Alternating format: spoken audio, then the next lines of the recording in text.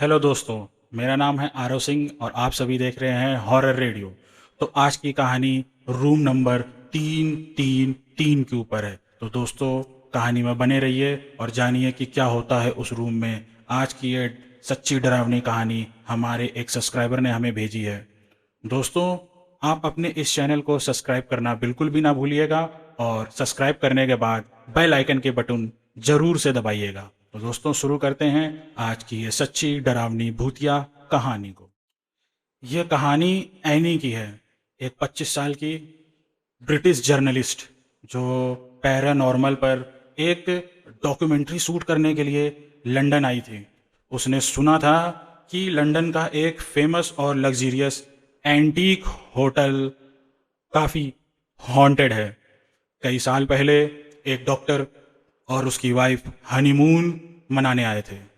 वो उस होटल के रूम नंबर 333 में रुके थे और उस डॉक्टर ने पहले उस होटल के अंदर अपनी वाइफ का मर्डर किया और उसके बाद खुद को ही मार डाला।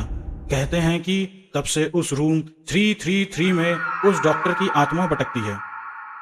मगर एनी की जो सोच थी वो लॉजिकल और एविडेंस के भरोसे चलती थी। उसके करियर में कई बार ऐसे केसेस आए हुए थे जहां उसने कई झूठी और फेक हॉन्टेड लोकेशन का सच दुनिया के सामने रखा था।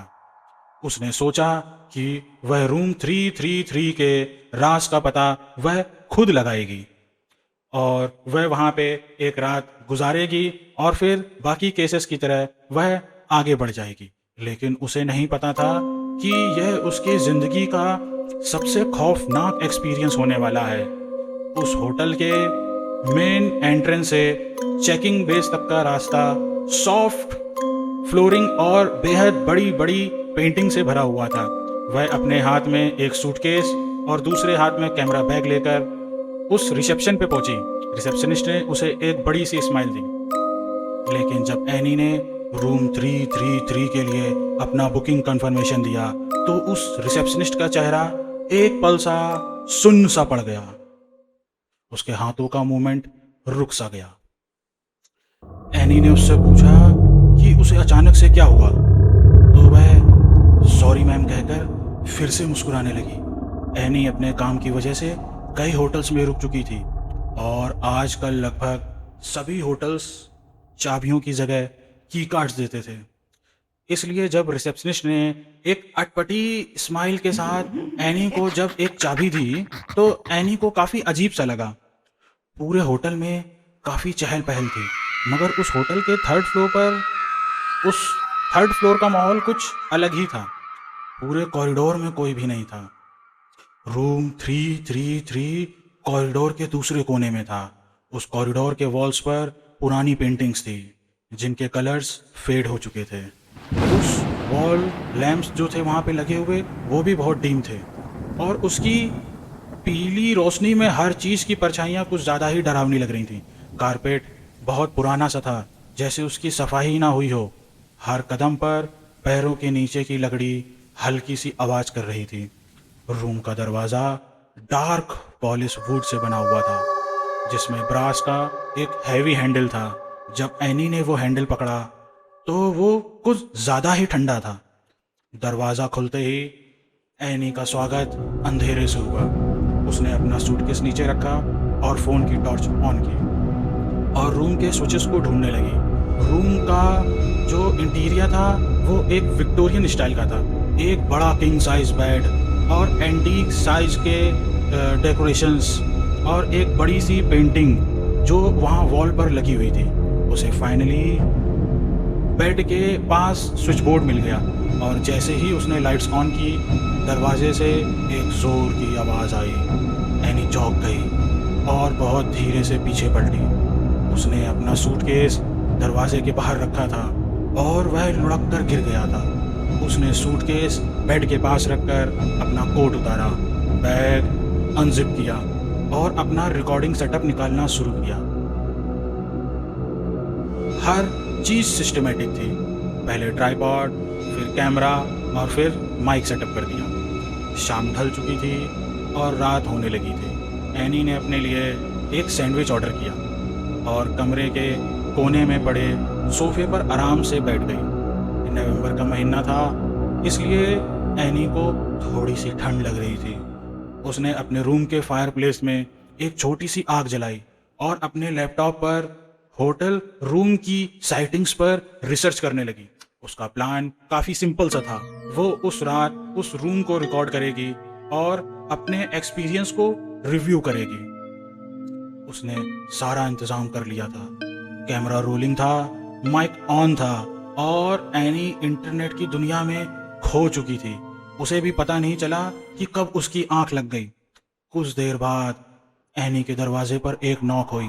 टक टक टक। एनी की नींद खुल गई और नींद में एनी को कुछ समझ में नहीं आया और तभी उस नॉक की आवाज़ फिर से आई और इस बार टक टक टक करके उसका दरवाज़ा बज रहा था, मगर इस बार एक आदमी की आवाज़ के साथ, रूम सर्विस मैडम। उसने तो मगर एक सैंडविच मंगाया था जो बहुत पहले ही डिलीवर हो गया था। कंफ्यूजन में एनी उठी, शायद किसी और का ऑर्डर उसके रूम में आ गया था। एनी ने दरवाजे के की होल से बाहर देखने की कोशिश की। बाहर एक बटलर खड़ा था। उसके हाथ में एक ट्रे थी जिस पर एक प्लेट रखी थी और वह एक बड़ी सी एक ढक्कन से कवर थी। एनी ने दरवाज़ा खोला और उस बटलर से कहा कि उसने कुछ ऑर्डर नहीं किया है, पर उस बटलर ने कहा कि वह एनी का ही ऑर्डर है और उसने यह कहते ही प्लेट के ऊपर से एक कपड़ा हटाया और यह देखते ही एनी का बिल्कुल माथा घबरा गया, क्योंकि उस प्लेट पर एनी का ही सर कटा हुआ रखा था। यह देखकर एनी की चीख निकल गई और एनी की आंखें कुछ देर के लिए बंद हो गई और जब एनी ने फिर से आंखें खोली तो वह बटलर हवा में कहीं गायब हो गया था और पूरे कॉरिडोर में उसके अलावा कोई भी नहीं था। एनी को कुछ भी समझ में नहीं आ रहा था। एनी को तुरंत अपने रूम का दरवाज़ा बंद किया और अपने कैमरे की रिकॉर्डिंग चेक करने लगी। उसके कैमरे का कार्ड करप्ट हो गया था। एनी को कुछ भी समझ में नहीं आया। एनी ने तुरंत अपने रूम का दरवाज़ा बंद किया और अपने कैमरे की रिकॉर्डिंग चेक करने लगी। उसके कैमरे का कार्ड करप्ट हो गया था। ये कैसे पॉसिबल था? सेटअप के टाइम एनी ने सारे डिवाइसेस क्रॉस चेक किए थे। उसने अपना वॉइस रिकॉर्डर चेक किया, उसमें भी कुछ रिकॉर्ड नहीं हुआ था। ना ही नॉकिंग की आवाज़ और ना ही उस बटलर की, सिर्फ दरवाज़ा खोलने और बंद होने की और एनी के चीखने की आवाज़ रिकॉर्ड हुई थी। उस समय रात के 1 बज रहे थे। फायर प्लेस पर आग अब भी जल रही थी और उस कमरे की ठंड बढ़ती ही जा रही थी। एनी को कुछ भी समझ नहीं आ रहा था, इसलिए वह बेडरूम में गई और अपना मुंह पानी से धोने लगी। तभी उसे अपने सामने शीशे में कुछ बेहद भयानक दिखा। उसके ठीक पीछे एक डरावना सा आदमी खड़ा था जिसके लंबे लंबे नाखून थे। ऐसा लग रहा था कि उसका चेहरा सड़ चुका है। उस आदमी ने विक्टोरियन एरा के कपड़े पहने हुए थे जो जगह जगह से फटे हुए थे। ऐसा लग रहा था कि वह वही डॉक्टर है जिसकी कहानी उस एनी ने पढ़ी थी। उसके हाथ एनी की ओर बढ़ने लगे, जैसे मानो वो एनी का गला दबाने वाला हो। लेकिन एनी जैसे ही पलटी, उसने देखा कि वहां पर कोई भी नहीं है। अब एनी को वहां पर बहुत डर लगने लगा था। एनी को लगा कि अब उसका उस रूम में रहना सेफ नहीं है और उसने जल्दी से अपना सारा सामान पैक किया और बाहर निकलने की कोशिश करने लगी। और अब रूम का दरवाज़ा खुल ही नहीं रहा था। ऐसा लग रहा था कि जैसे किसी ने एनी को उस कमरे के अंदर लॉक कर दिया है। तभी उस रूम 333 की सारी लाइट फ्लिकर करने लगी। उसकी फ्लिकरिंग लाइट्स में एनी को वो भयानक आदमी फिर दिखाई दिया। उसका पूरा शरीर सफ़ेद था और उसकी आंखें एकदम पीली। वो आदमी अब धीरे धीरे उसके पास आ रहा था। तभी एनी जोर जोर से मदद के लिए चीखने लगी और चीखों की आवाज़ें सुनकर होटल के 2-3 स्टाफ मेंबर्स एनी के रूम में आ गए और उन्होंने जो देखा उसे देखकर उन सबकी रूह कांप गई।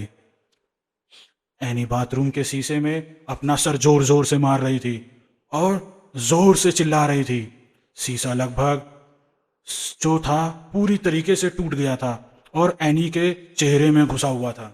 उस रूम में एनी के अलावा कोई भी नहीं था। उन लोगों ने किसी तरह एनी को शीशे से पीछे खींचा।